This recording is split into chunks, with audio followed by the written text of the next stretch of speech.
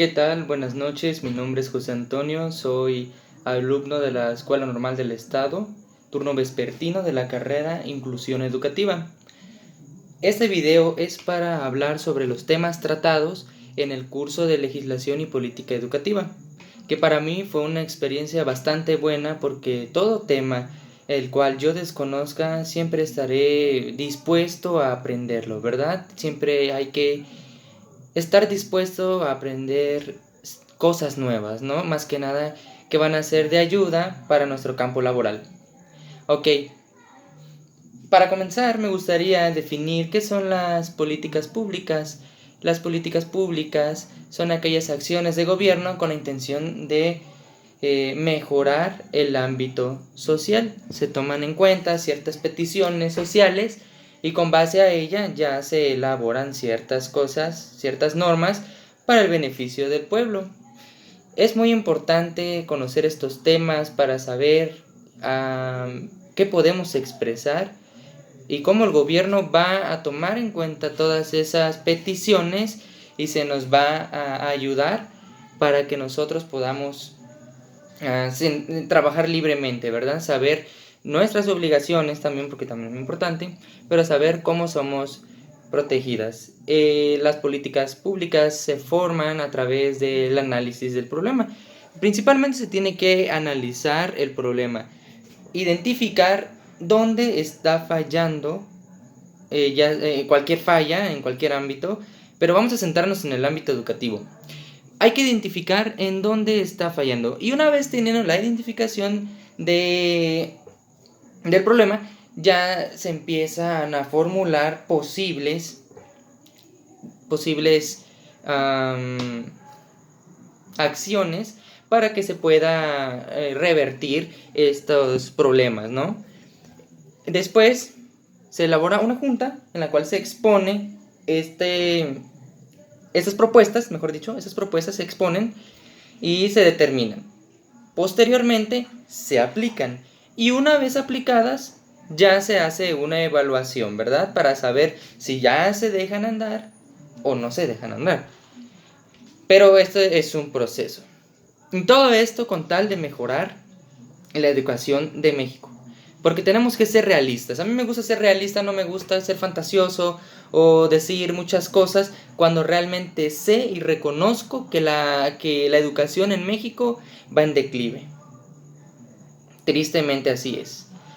Porque en el tema del actual marco de formación del docente podemos notar que hay problemáticas y es contradictorio porque a pesar de que se esfuercen los docentes, porque sí se esfuerzan, seamos realistas, se esfuerzan para dar una educación de calidad, aún hay ciertos aspectos que no mejoran.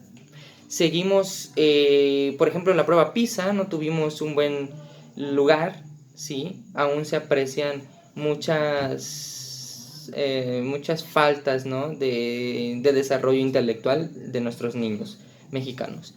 Por ejemplo, tienen problemas en actividades matemáticas porque tienen cierto nivel de abstracción, ¿no? Pero no tienen un buen nivel de aprendizaje situado.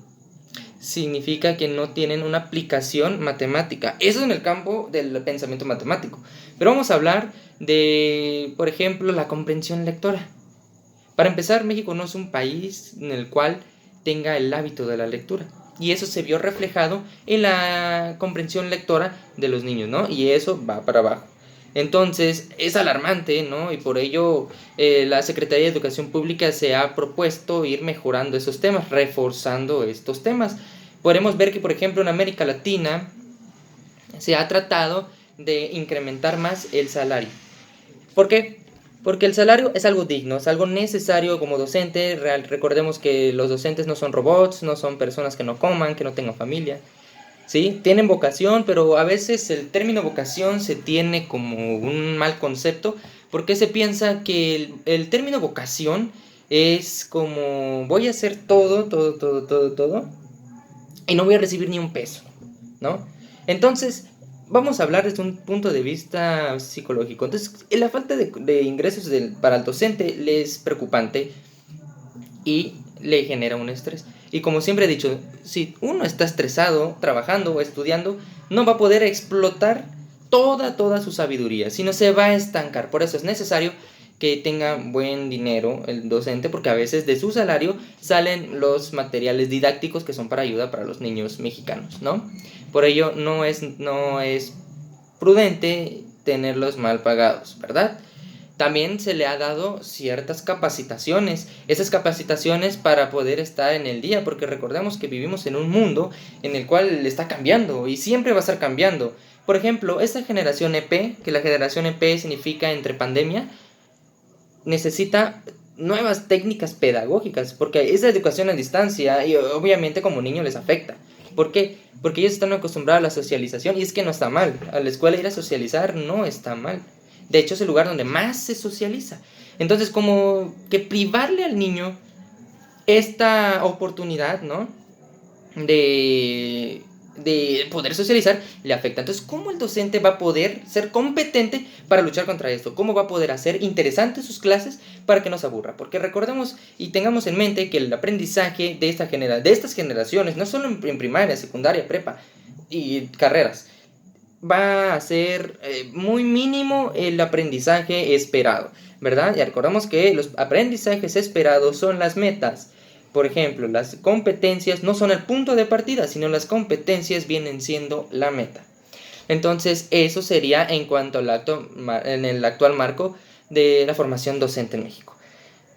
Tomando en cuenta otras lecturas, por ejemplo, una lectura de cómo el gobierno de la educación distribuye los recursos a través de diferentes organismos. Por ejemplo, la gobernatura es aquella que está al pendiente, ¿no? De, por ejemplo, la entrega de útiles escolares, ¿sí? La administración federativa, disculpe, está de acuerdo con la entrega de útiles escolares y de cursos, ¿sí? Más que nada que se une con las autoridades educativas locales, se unen para capacitar a los docentes para los nuevos retos. Por ejemplo, también recibe apoyo gubernamental y tenemos las becas. Las becas que es un gran apoyo que nos da el gobierno para poder seguir solventando los gastos que son a veces bastante pesados para la educación, ¿verdad? Entonces esto es muy importante, ¿sí?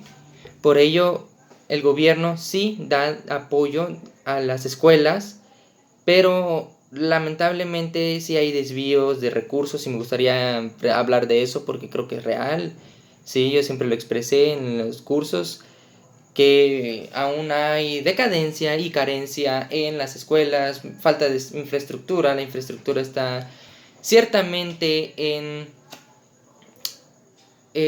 deterioro, no hay aulas digitales con proyector y todo eso que realmente nos afecta, ¿sí? Es cierto que la educación se ha interesado, en México se ha interesado en que la educación sea gratuita, sea laica, no haya ninguna creencia religiosa que influya en la educación, ¿sí? Eso es bueno y eso es un gran avance, no todo es malo, porque sí se ha fomentado la diversidad, tanto la diversidad cultural, porque recordamos que las escuelas ya deben de estar familiarizadas con que deben de ser multiculturales e interculturales, ¿no? Como todos estos van a formar parte de una comunidad. Y no solo eso, sino también en el ámbito de la educación inclusiva, que la educación debe de ser inclusiva. Por ejemplo, tenemos un gran paso que es esta carrera de inclusión educativa que se inauguró en el 2018 y es bastante buena porque ya deja de segregar como se había hecho anteriormente y la SEP estaba de acuerdo con segregar, por eso estaba la carrera de educación especial, entonces decía aquí son los normales y aquí están los anormales llamándolos así de forma errónea.